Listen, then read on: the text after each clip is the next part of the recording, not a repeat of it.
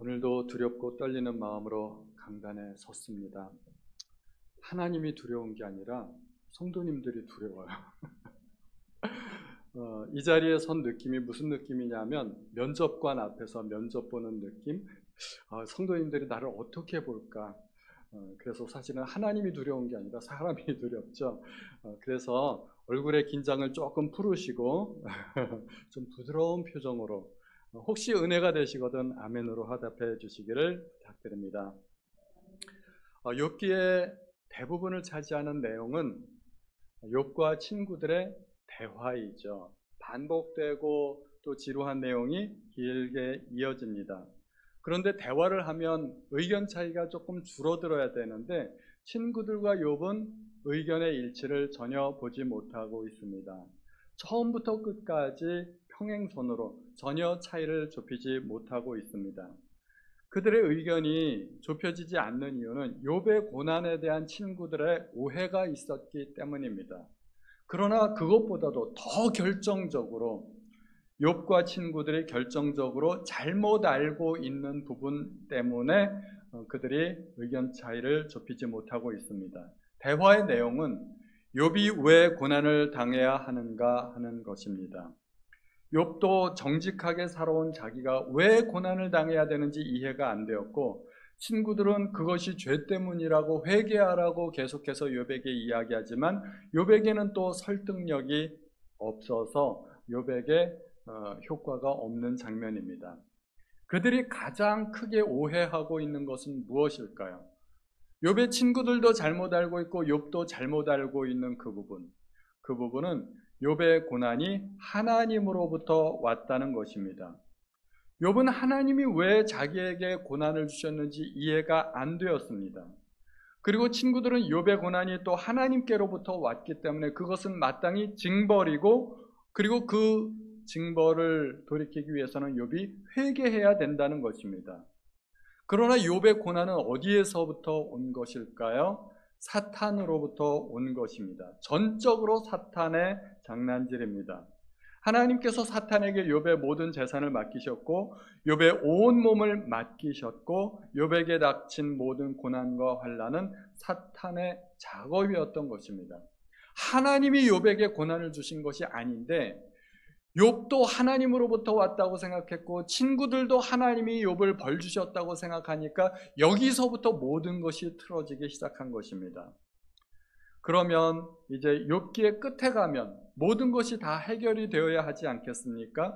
그러면 제가 하나님이라면 욥에게 모든 상황을 설명해 줄 것 같습니다. 하나님께서 욥의 신앙을 자랑하셨는데 사탄이 참소하며 욥의 신앙이 가짜라고 해서 욥의 신앙을 테스트해 본 것인데, 그렇다면 마지막에는 욥에게 모든 상황을 설명해 주셨어야 마땅했을 것 같습니다. 욥이 왜 고통을 당했는지, 하늘나라에서는 어떤 일이 있었는지 그러한 것들을 설명해 주시고, 이제 그동안 욥이 고난을 겪었으니까 욥에 대해서 칭찬도 해주시고 격려도 해주시고, 욥기의 마지막 부분은 그렇게 끝나야 될 것 같습니다. 앞부분을 읽어보면 욥기의 뒷부분은 이러이러해야 될 것 같다는 생각이 딱 들게 되어 있습니다. 그런데 욥기를 끝까지 읽다 보면 반전이 또 나타납니다. 제가 기대했던 욥기의 마지막이 전혀 아닙니다. 마지막에 하나님이 욥을 칭찬해 주셔야 되는데 마지막 부분은 욥에 대한 칭찬이 아니라 오히려 하나님께서 욥을 책망하시는 내용이 있습니다. 그리고 하나님은 일체 사탄에 대한 언급이 없습니다. 놀랍게도 욥이 그토록 간절하게 하나님 앞에 질문한 것이 있지 않습니까? 하나님, 왜요? 왜요? 이 욥의 간절한 질문에 대해서 하나님은 창조로 대답을 하십니다. 오늘 본문이 거기에서 그렇게 시작이 되는 것이죠. 하나님의 대답은 내가 세상을 창조했다 하는 것입니다. 즉 욥의 고난은 사탄과 무관하다는 것입니다. 사탄이 진짜 이유가 되었더라면 하나님은 사탄을 언급하셨을 텐데 사탄에 대한 언급이 전혀 없는 것입니다. 오늘 본문은 욥과 친구들의 모든 대화가 종료되고 이제 드디어 하나님께서 등장하시는 장면입니다. 그리고 하나님은 욥에게 질문하십니다. 너는 대장부처럼 허리를 묶고 내가 내게 묻는 것을 대답할지니라. 그리고 하나님의 질문이 막 쏟아집니다. 여러 가지로 하나님께서 질문을 하시는데 그 모든 질문은 딱 두 가지입니다. 네가 아느냐? 너는 할 수 있느냐? 내가 하는 모든 일에 대해서 내가 과연 눈꼽만치라도 이해하고 있느냐? 또는 내가 한 일을 너는 할 수 있느냐? 하는 것입니다. 그러면서 하나님께서 설명하신 것이 창조였습니다. 하나님은 천지를 창조하신 창조주 하나님이십니다. 이것이 욥의 모든 의문에 대한 하나님의 답이었습니다. 하나님은 창조주이시기 때문에 권한이 있으시다는 것입니다. 하나님은 무엇이든지 하실 수 있습니다. 그 하나님은 전능하신 하나님이십니다. 우리가 전능하신 하나님이라고 이야기할 때 그 하나님의 어떠한 부분을 이야기하는 걸까요? 능력입니다. 하나님은 모든 능력이 있다는 것입니다. 그런데 사실은 조금 차원이 달라요. 하나님이 전능하시다고 할 때 하나님은 무엇이든지 하실 수 있다고 말할 때 그것은 사실은 하나님의 능력이 아니라 하나님은 무엇이라도 하실 수 있는 자유와 권리가 있다는 것입니다. 그것이 창조주 하나님이시죠. 저는 설교를 하기 위해서 보통 6 내지 7쪽 정도 되는 설교문을 작성합니다. 그런데 내용도 중요하지만 편집이 매우 중요합니다. 설교문을 다 작성하고 나서는 반복해서 읽어보면서 이제 순서를 바꾸기 시작합니다. 예화를 앞에 넣었다 뒤에 넣었다, 설명을 또 앞에 넣었다 뒤에 넣었다, 길이를 줄이기도 하고 느리기도 하고, 더 길다 싶으면 아예 통째로 날려버리는 경우도 있습니다. 누구 마음대로요? 제 마음대로. 만약에 설교 본문이 입이 있어서 저에게 말을 한다면, 목사님 예화를 앞에다 넣어주세요. 그러면 제가 예화를 앞에다 넣을까요? 절대 제 생각을 안 바꿀 겁니다. 저에게 중요한 것은 어떻게 하면 이 설교가 효과적으로 우리 성도님들에게 전달될 수 있을까, 감동이 될 수 있을까, 은혜가 될 수 있을까, 이런 걸 생각하는 거지, 어떻게 하면 예화를 더 드러낼 수 있을까, 이런 건 관심이 없는 거죠. 그래서 저는 효과적인 설교를 위해서 최선의 편집을 다할 것입니다. 예화가 있고 변증이 있고 설명이 있고 성구가 있고 이것들의 길이와 위치를 적절하게 조절할 것입니다. 누구 맘대로요? 제 맘대로, 제 보기에 선한 대로, 제가 보기에 가장 효율적인 대로. 하나님이 창조주이시고 하나님은 자유와 권리가 있다는 것을 설명하기 위해서 로마서에서 바울은 토기장이의 비유로 설명하고 있습니다. 토기장이가 진흙 한 덩어리로 하나는 귀히 쓸 그릇을, 하나는 천히 쓸 그릇을 만들 권한이 없느냐? 하나님은 마땅히 그럴 권한이 있다는 것입니다. 토기장이가 토기를 만들 때 그것은 누구 마음대로 만들겠습니까? 토기장이 마음대로 만든다는 것입니다. 가정주부가 저녁 식탁을 고민하면서 오늘은 무엇을 먹을까 고민했을 때 결국은 누구 마음대로 되겠어요? 주부 마음대로 됩니다. 주부가 집안 살림을 하면서 찬장에 각종 그릇들을 진열하는데 누구 마음대로 진열하겠습니까? 주부 마음대로입니다. 예술가가 예술 작품을 만들 때 작품의 종류와 크기와 내용, 이런 모든 것이 전적으로 예술가의 마음에 달렸습니다. 작곡자가 작곡을 해도 음의 고저, 장단, 멜로디, 이것은 모두가 작곡가의 마음입니다. 소설가가 소설을 써도 그 소설을 장편으로 할지 단편으로 할지 주제를 뭘로 할지, 비평가가 뭐라 말을 해도 소설가 마음이죠. 누가 뭐라고 하겠습니까? 미술가도 마찬가지입니다. 그림 한 편을 그려도 여기에다 무슨 색깔을 칠할까, 붓끝을 움직이는 화가 마음대로입니다. 조각가도 마찬가지입니다. 하나님은 창조주이시고 온 세상에 대한 권리가 있으십니다. 욥이 이해할 수 없었던 것은 자기가 왜 고난을 당해야 하는가 하는 문제입니다. 이해할 수 없었죠. 친구들은 그것을 죄의 문제로 답을 주었습니다. 결과가 고난이라면 원인은 틀림없이 죄라는 것입니다. 인간 세상은 원인과 결과로 짝지어져 있기 때문입니다. 어떤 원인은 반드시 그에 합당한 결과를 만들어내고 어떤 결과가 있으면 반드시 그에 합당한 원인이 있기 마련입니다. 그것을 인과응보라고 하죠. 그래서 원인과 결과를 짝지 못하는 욥은 괴로워했고 친구들은 회개하라고 했던 것입니다. 그래서 성경의 갈라디아서 6장 7절에는 스스로 속이지 말라, 하나님은 업신여김을 받지 아니하시나니 사람이 무엇으로 심든지 그대로 거두리라 하는 말씀이 있습니다. 콩 심은 데 콩 나고 팥 심은 데 팥 난다는 말입니다. 그래서 선을 심으면 선을 거두고 악을 심으면 악을 거두게 됩니다. 그런데 이 법칙은 철저하게 사람의 법칙입니다. 사람이 무엇으로 심든지 그대로 거두리라고 말씀하고 있습니다. 하나님께는 이 법칙이 통하지 않는다는 것입니다. 하나님께는 원인과 결과가 따로 존재하지 않습니다. 왜냐하면 하나님은 전능하신 하나님이시기 때문입니다. 하나님은 법칙에 얽매이지 않으십니다. 하나님은 법칙을 만드시는 분이시지 법칙의 지배를 받으시는 분이 아니십니다. 하나님은 창조주이시기 때문에. 하나님은 온 세상을 창조하시고 사람을 만드셨습니다. 그리고 아담에게 선악과를 주셨습니다. 먹지 말라고 하셨습니다. 이게 참 미스테리고 의문입니다. 먹지 말아야 하는 것이면 아예 만들질 마시든지, 동산 어디서나 보이도록 동산 중앙에 선악과를 만들어 놓고 또 얄궂게도 먹지 말라고 하셨습니다. 도대체 하나님의 뜻은 무엇일까요? 하나님께서는 아담에게 규칙, 법칙을 주신 것입니다. 그리고 하나님은 그 규칙을 정하시는 분이라는 것을 아담에게 알려주신 것입니다. 하나님과 인간의 관계, 창조주와 피조물의 관계이고 명령하는 분과 순종하는 사람의 관계입니다. 천사가 하나님과 같이 되려고 하다가 타락해서 사탄이 된 것 아니겠습니까? 천사는 넘지 말아야 할 선을 넘었던 것입니다. 그래서 하나님은 사람에게 아예 명확한 선을 딱 그어주셨습니다. 이 선을 넘어오면 넌 규칙을 어긴 것이고 넌 그 대가로 반드시 죽게 돼. 이것이 바로 선악과였던 것입니다. 하나님과, 창조주이신 하나님과 피조물이신 인간의 관계를 명확하게 규정해 주는 것, 그것이 선악과였던 것입니다. 하나님은 온 세상을 창조하신 분이십니다.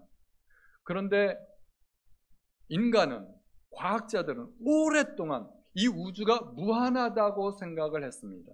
그리고 시간도 영원하다고 믿었습니다. 그러다가 어느 날 과학자들이 깜짝 놀랄 만한 발견을 하게 됩니다. 시간이 영원한 것이 아니라는 것입니다. 우주도 무한한 것이 아니라는 것입니다. 어느 날 우주가 시작된 시점이 있다는 것을 알게 되었습니다. 그리고 과학자들은 연구하기 시작했죠. 도대체 우주는 어떻게 해서 존재하게 되었을까? 여러분들은 아시죠? 우리에겐 명확한 해답이 있습니다. 그러나 과학자들은 신의 존재를 믿고 싶어 하지 않았습니다. 그것은 과학자들에게 적절한 답이 아니었습니다. 그래서 과학자들은 우주의 존재 원인을 규명하기 위해서 아주 특이한 이론을 만들어냈습니다. 그것이 빅뱅 이론입니다. 잘은 모르겠지만 어느 날 갑자기 뻥 하고 터졌다는 것입니다. 이게 과학자들의 대답입니다. 참 과학자들이 이렇게밖에 대답을 할 수 없다는 것에 대해서 저는 조금 실망을 하게 됩니다. 그렇다면 빅뱅 이전에는 도대체 무엇이 있었는가? 또 무엇이 빅뱅을 일으켰는가? 빅뱅에 대한 원인도 규명을 해야 되지 않습니까? 그런데 이것은 과학의 영역을 넘는 그런 분야라고 생각이 됩니다. 우리는 시간과 공간에 갇혀 있는 존재이기 때문에 시간과 공간이 존재하지 않는 그런 세상이라는 것은 우리가 정말 상상하기 힘듭니다. 그래서 과학자들은 그냥 어쩔 수 없이 궁여지책으로 우주가 어느 날 갑자기 생겼다라고 나름대로 원인을 찾은 것입니다. 그러나 하나님은 아무런 원인 없이 그냥 우주를 창조하셨습니다. 하나님께는 원인이란 것이 존재하지 않습니다. 하나님은 시간과 공간과 물질을 만드셨습니다. 단지 하나님이 그렇게 하셨을 뿐입니다. 또 하나님은 온 우주가 현재 상태를 유지하며 존재하도록 어떤 힘과 자연 법칙도 만드셨습니다. 자연계에 존재하는 어떤 힘과 법칙이 있기 때문에 현재 상태도 우주가 존재하고 있는 것입니다. 모두가 하나님의 선하신 뜻대로 된 것뿐입니다.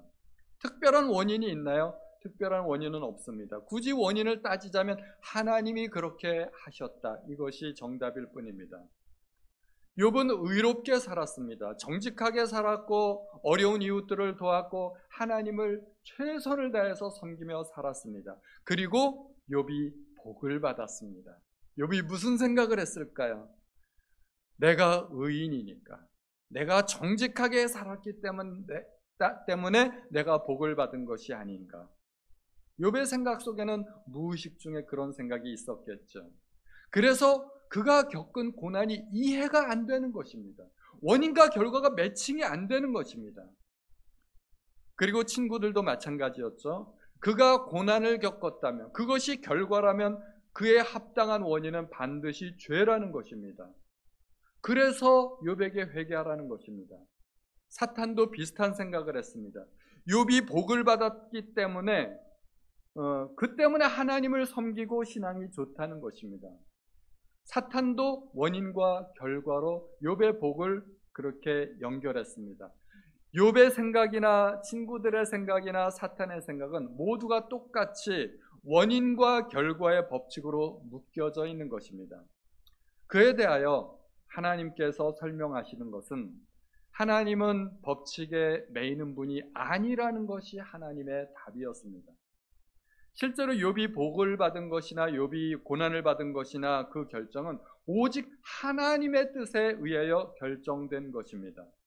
욥이 죄를 지어서 고난을 받았나요? 그게 아니죠. 우리는 분명히 압니다.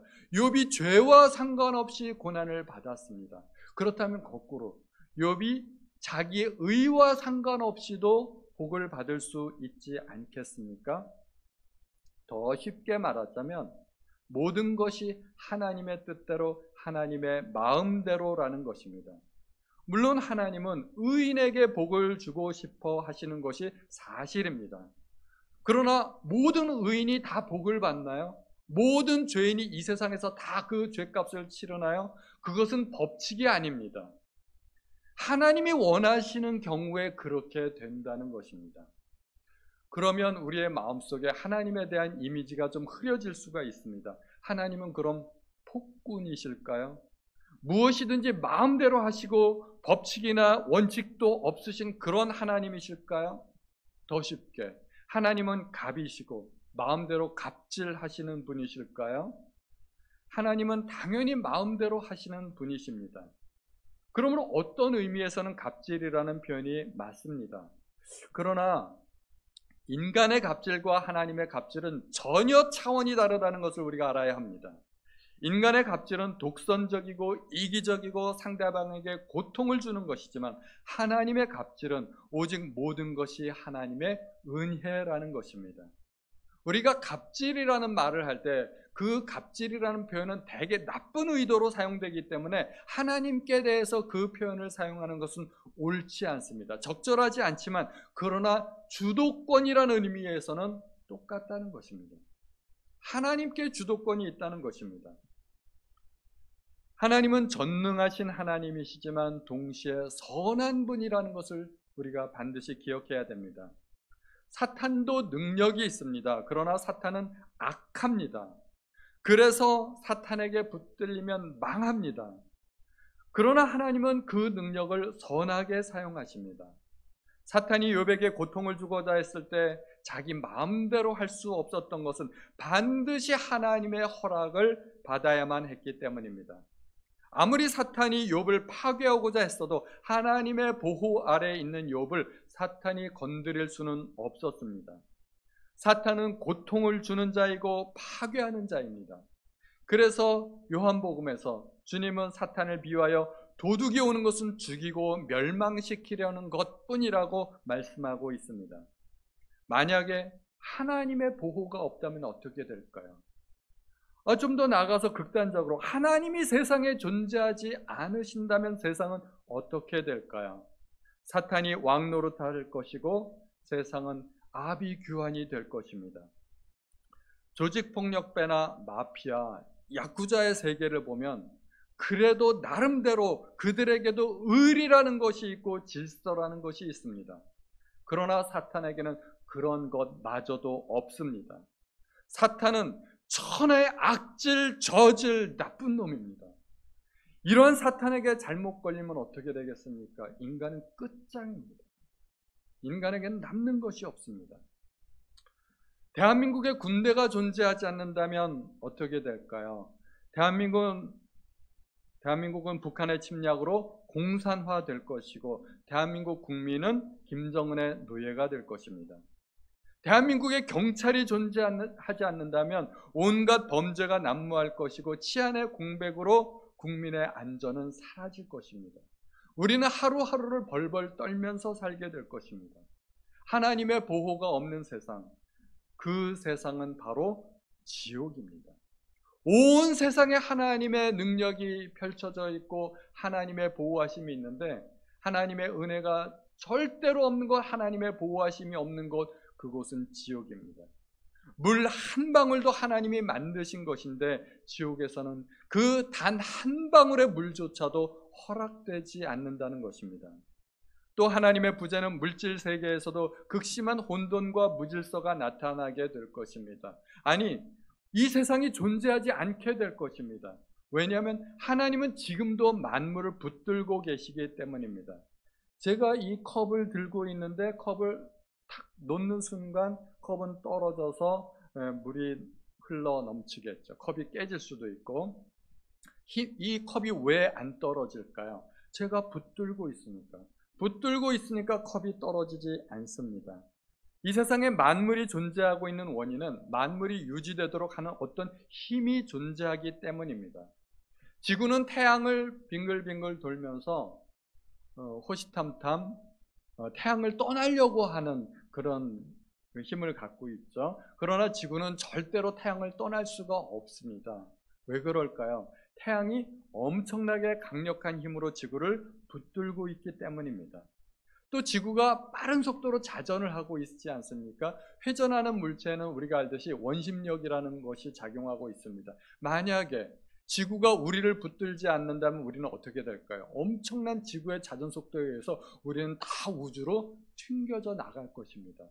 지금도 우리는 느끼지 못하지만 엄청나게 빠른 속도로 회전하고 있는데 우리가 튕겨져 나가지 않는 이유는 지구가 우리를 붙들고 있기 때문에. 그 힘은 어디에서 났을까요? 하나님께서 세상을 창조하실 때부터 부여한 힘입니다. 그 힘 때문에 이 물질 세계가 존재하는 것입니다. 영적인 세계도 마찬가지입니다. 보이지 않지만 하나님께서 붙들고 계십니다. 마귀는 우는 사자처럼 삼킬 자를 찾아다닌다고 합니다. 만약에 예수께서 선한 목자가 되지 않으신다면 세상은 생지옥이 되고 말 것입니다.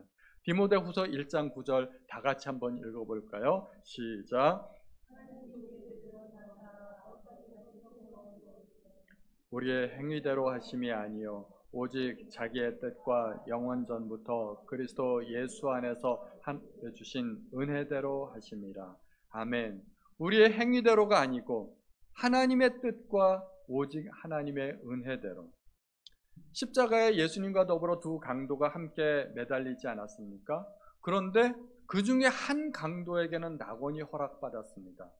뭐가 차이가 있었을까요? 무슨 자격이 있었을까요? 그 강도에게는 아무런 자격이 없었습니다. 오직 그 한 강도에게만 하나님께서 낙원을 허락하셨기 때문입니다. 하나님의 은혜와 긍휼이 한 강도에게만 허락되었기 때문입니다. 욥이 복을 받은 것은 오직 하나님의 은혜와 긍휼이 여기심 때문입니다. 욥이 아무리 정직하고 의롭게 살아도 하나님의 은혜 아니면 욥은 복을 기대할 수 없습니다. 하나님께서 잠시 보호막을 거두셨을 때 사탄이 그에게 한 짓을 보면 우리는 알 수 있습니다. 하나님이 잠시 팔짱을 끼고 계시는 동안에 욥은 얼마나 박살이 났는가요? 철저하게 무너졌습니다.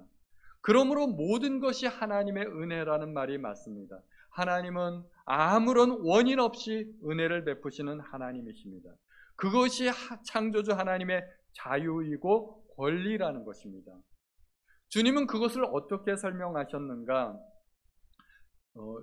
모세는 하나님을 한번 보고 싶었습니다. 그래서 하나님께서 모세를 세우고 그 앞에서 지나가시면서 이렇게 말씀하셨습니다. 출애굽기 33장 19절 다 같이 한번 읽어보겠습니다. 시작. 내 앞으로 지나가게 하고 여호와의 이름을 내 앞에 선포하리라. 나는 은혜 베풀 자에게 은혜를 베풀고 긍휼히 여길 자에게 긍휼히 베푸느니라. 아멘.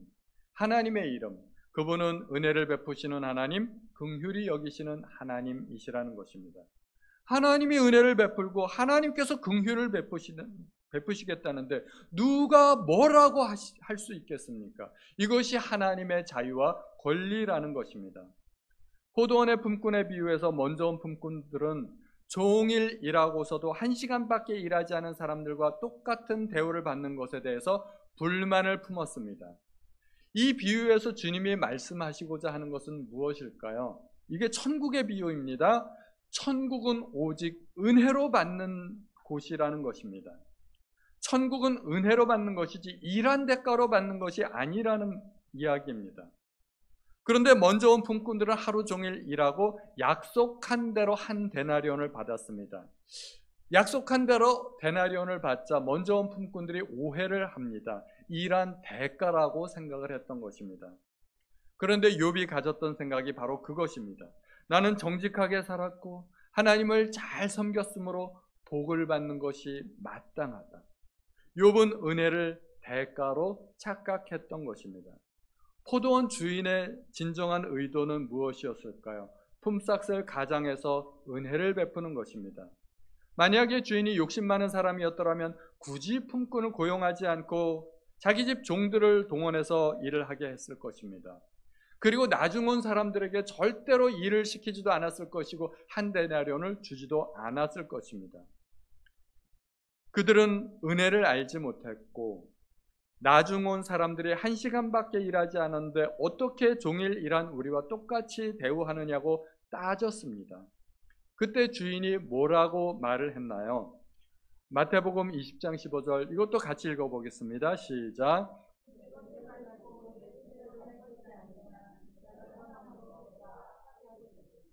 내 뜻대로 내 마음대로 하겠다는데 네가 무슨 말이냐? 여기 하나님의 갑질이 나타나는 것입니다. 내 마음대로 내가 은혜를 베풀겠다는데 내가 무슨 상관이냐? 이게 하나님의 자유고 권리입니다. 하나님의 은혜에는 이유가 없습니다. 그냥 하나님의 마음입니다. 그 하나님의 갑질 때문에 사실은 우리가 구원받은 것입니다. 우리는 왜 구원받았나요? 우리 측에서는 아무런 이유가 원인이 없습니다. 단지 하나님이 원하셨기 때문이라는 것입니다. 호의가 지속되면 권리인 줄 안다는 말이 있습니다. 영화에 나오는 대사죠. 한 신사가 종종 한 거지를 만났는데 아주 후하게 적선을 했습니다. 그런데 날이 갈수록 액수가 점점 줄어듭니다. 어느 날 거지가 이상해서 신사에게 물었습니다. 아니 선생님, 재작년에는 저를 만나면 항상 10,000원씩 주셨는데 작년에는 5,000원을 주시더니 올해는 왜 1,000원밖에 안 주십니까? 신사가 대답을 합니다. 예, 작년에는 제가 결혼을 했고요. 올해는 아이가 생겨서 형편이 넉넉질 않습니다. 그러자 거지가 뭐라고 얘기를 했을까요? 아니 선생님, 그럼 당신은 내 돈으로 당신네 가족을 부양했단 말입니까? 이게 말이 됩니까? 이 거지는 그동안 자기가 받아야 할 돈을, 마땅히 받아야 할 돈을 못 받았다고 생각을 했던 것입니다. 우리는 날마다 하나님의 은혜 속에서 살아갑니다.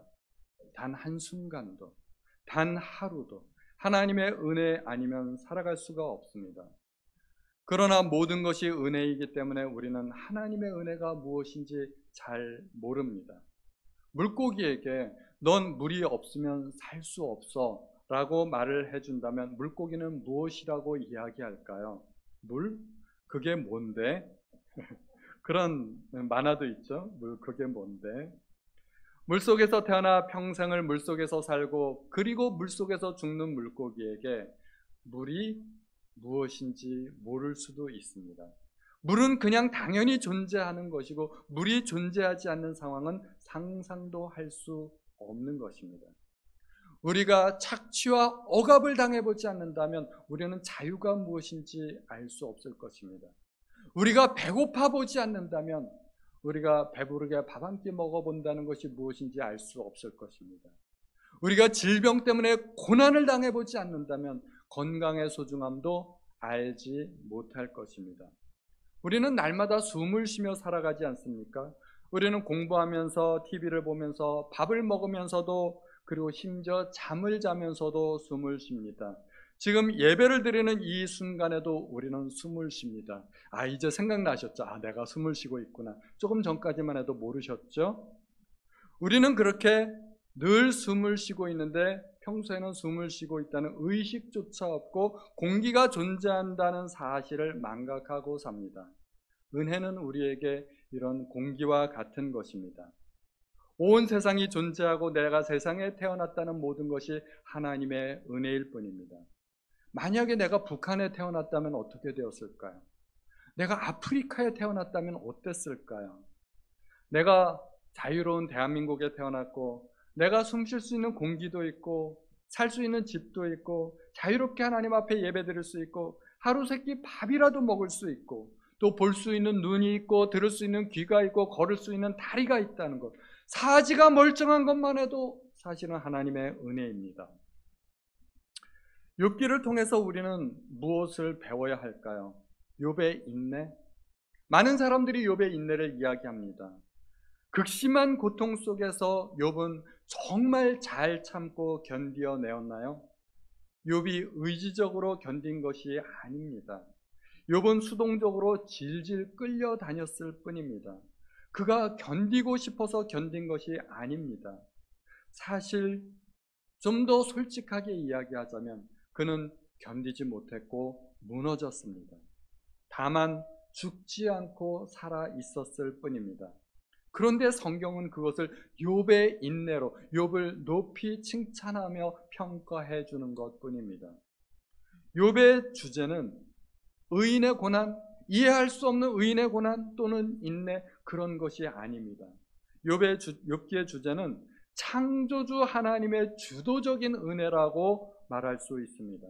하나님이 잠시라도 보호막을 거두어 가셨을 때 욥이 어떻게 처절하게 망가지게 되었는지, 사탄이 욥을 어떻게 유린했는지 너무나 적나라하게 드러나지 않았습니까?